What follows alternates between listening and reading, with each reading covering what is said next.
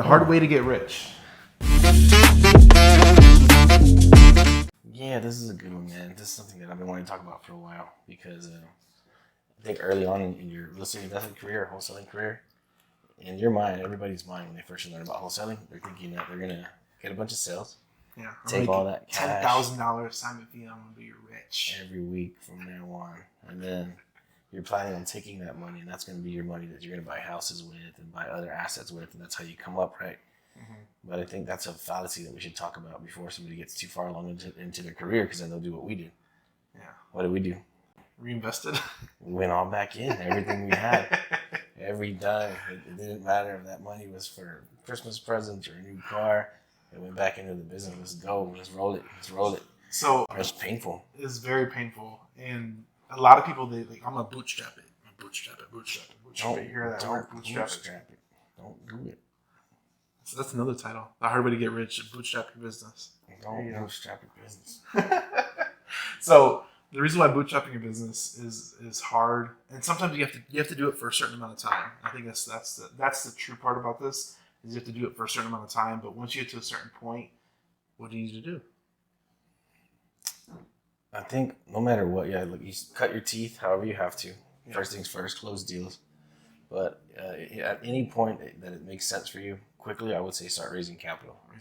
Legally and ethically. Learn what that means. We're not going to teach on this channel. That's like legal advice. I'm just saying, get out there and learn how to borrow money against your deals. So I would think stage one, right, before you can even do that, really, is you have to have the deals, or else this doesn't work at all. You can go raise all the capital in the world, you don't have anywhere to place it, then you're raising for nothing. Yep. And there have been instances where people have gotten in big trouble for it, and also just had to give the money back, right? So one or the other. And I think that's a best case scenario if you have to just give it back with no loss. Yeah. But I think what we do, whereas we're like in the lead generation, the lead engine business. Yeah. Is we get the assets all the time, right? So we get these deals all the time that we can borrow against to be able to correctly place that capital. Yeah, and I think that's the key. The key is get your marketing, cut your teeth, get your marketing in order, get deals, and then you can raise deals. And whenever you're ready to, I think it's different people. It's different for everybody, but whenever you're ready to start raising money, I think that's the key. Is when you can raise money and borrow against whatever assets you're trying to take down.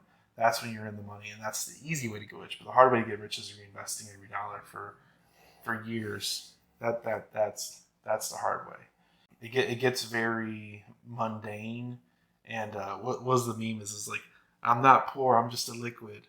Yeah, and I think that's where it leaves you because all the extra you have that you could use for like vacations, comfort, automobiles, healthy food, the important things in life. There's no cash laying around for that because you keep rolling it back in. Yeah. So knowing what we know now, early on, we would have initially started with just putting the deals together, for learning how to do a profitable deal, right? So that's stage one. There's a little learning curve there, but also going out and actually raising the capital. So what can a person do to shorten their learning curve and not have to wait to learn how to do a deal start to finish before they go raise? Partner. With who? People that experience. Mm-hmm. Partner with people that experience. So one thing that's interesting is that you as an individual have your own access to your own lenders, but you can bring your lenders to your deal and partner with an expert and still do that deal. Mm-hmm. And that's the way to do the deal without having to put your neck out and possibly lose it. Because you're working with an expert. Yep. And so that's I think our business model is beautiful. And if you don't, for whatever reason, don't think Daniel or myself is handsome enough for your deals, find somebody that knows what they're doing. Stay as close as you can to that person for as long as they'll let you, right? Because sometimes you get in too close with people and they kind of shove you out. I think the way that we do it is we give away all the information, right? And we help raise the capital for these people. So we're again, a concerted effort. Let's say we only brought the expertise, but you guys went and raised the capital. Well, we would see if we had a deal to place it. And sometimes we do, sometimes we don't, but more likely than not, we can put it somewhere nice. And this is one of the things where you have, there's three points to a deal. You need the deal, you need the capital, and you need the experience and knowledge to know how to do it. We don't need to fill all three of those points. Yes, we'll buy the deal. Yes, we'll bring the money. And yes, so you can source a deal. But if you could bring capital or experience or knowledge and just need money, who's going to give you money? Anybody and everybody. shit, we'll give you money. Yeah. And that's what I'm saying. If you're experienced in what you're doing, we'll find the money for you. So it comes down to if you can fill one or two of those things, you can leverage your position. No matter, even if you're just starting. Hey, bring a deal, boom. Now we're going to share the information with you and bring you along for the ride that we learn how to do the deal. So I think that's the ultimate trade-off as a new person. You go out, you contract something, you don't know what to do now. You don't have the resources, you don't have the finances, you don't have the attorneys in place. Yep. They come to us, Hive University. We analyze the deal. We say, yes, this looks like there's a decent amount of profit here. What are you trying to get out of this? And then really it depends on where you are with the deal, how much you participate. But normally it's a nice fat wholesale fee, sometimes 6 figures, around there. The one I can think about is Tanisha. Tanisha found a deal. We bought the deal. And now she's trying to find a buyer for a deal. But it's her deal. Yeah.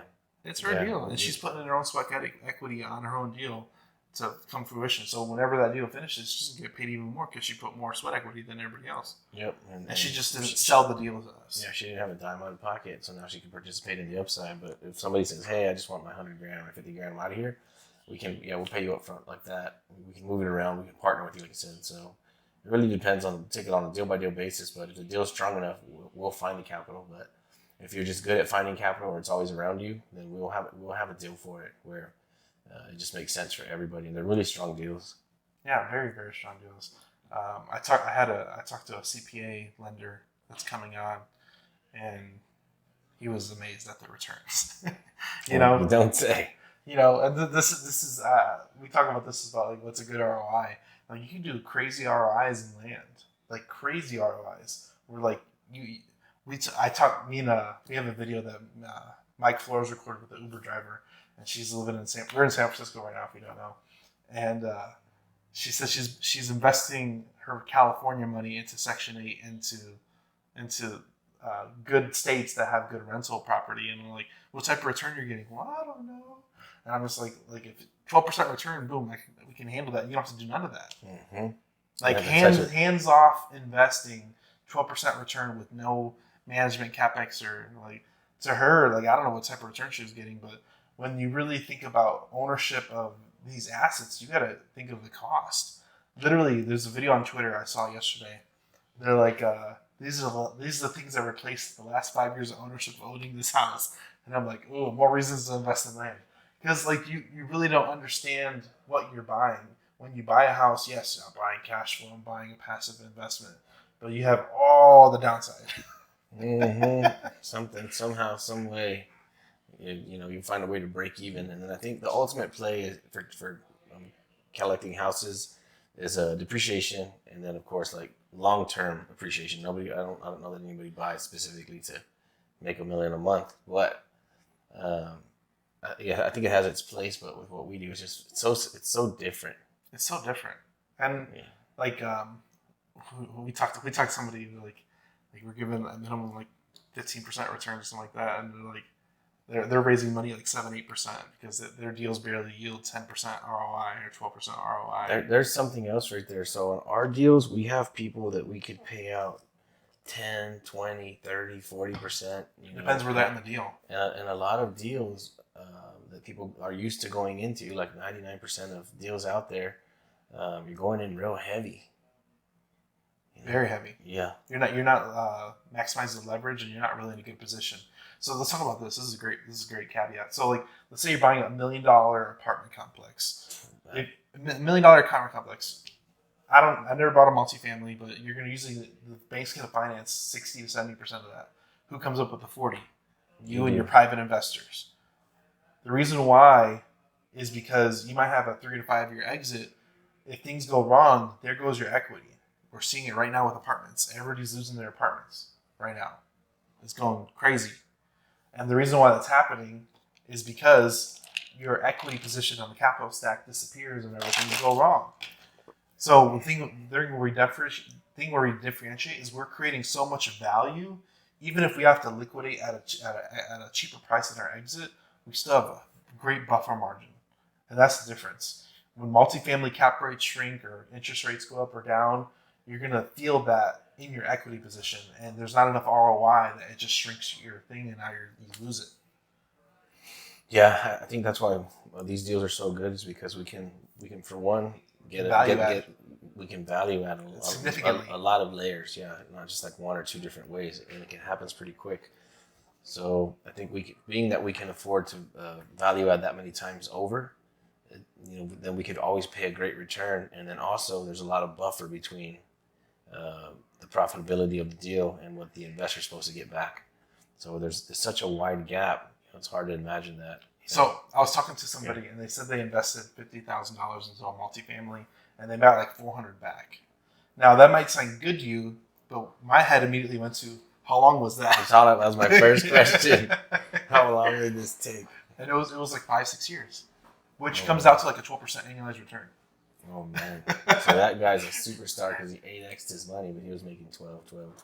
So you have to look at whenever you see this is my pet peeve online is like, oh, I bought it for X and I sold it for X.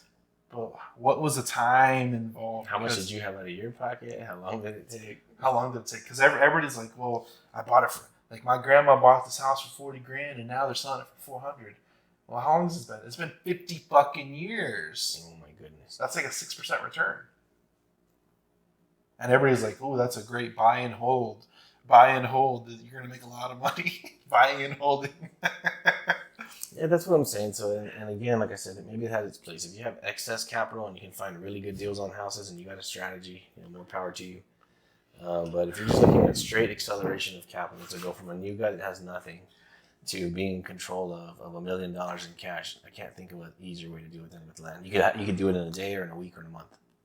This is the point where I want to get into is that what's the work involved to do that? What's the work involved to do that in other asset classes? Like you have to do. You have to know underwriting for one, right? Commercial underwriting. It's just insane. It's insane. I think people want to multiply and amplify their money, but they don't realize the work it takes to do it. Mm-hmm. In other spaces. So I think we've got two good things going here for us. Is that for one, we have the work ethic of freaking robots, like aliens. The hive mind. The work of the hive mind. Yeah, we have the work ethic of some animals. But then also now it's a very, very fine skill set that we've pieced together. Yep. That's really cool. We've pieced together something that's tremendous. And it seems like everybody notices it already. Yeah. And like I said, it is a lot of work. It's a lot of work. Don't even tell you it's not. That's what I was going to say. So as beautiful as the machine is, the hours that goes into it is just unmatched. Yeah, we have like 30 people working right now. So we're doing. We can show the HUDs, we can show all the things, but there's 30 people working at minimum, and more coming, by the second. So there's a lot of man hours, and we'll talk about time. That's pushing this thing. Yeah. So lots of hours, lots of concerted effort making this machine move. That's why. But yeah, lots of good, smart people working in the background making it happen. Mm-hmm. Puppeteering. Me and Anthony, we're the janitors of this thing because there's a lot of moving parts and we have to clean up and create. Clean up a lot of messes. Put out a lot of fires. We create some fires sometimes, but we're human too and we love this business. If you guys have been following us for any length of time, I just want to say that we really do appreciate you guys. Yeah. There's people that have been here since the beginning, but we've just never heard from them or spoken to them. So yeah, if you guys reach out, just say hi. We'd be glad to see if we can look at some deals for you or just, invite you to one of our calls or something like that. But yeah, I say get out there and raise capital, guys, because if you don't start there, it's going to be a long, painful ride. Like I said, and of course, you want to learn how to do deals. I think that could even be secondary if you're really good at raising capital. And then, like I said, you partner with us on something, and we'll teach you the rope start to finish. But I would start. Do not wait to raise capital. Don't wait one more day. Your business will struggle for it, and you're going to wish you did earlier anyway. Yep. We'll see you next time. Thanks, guys.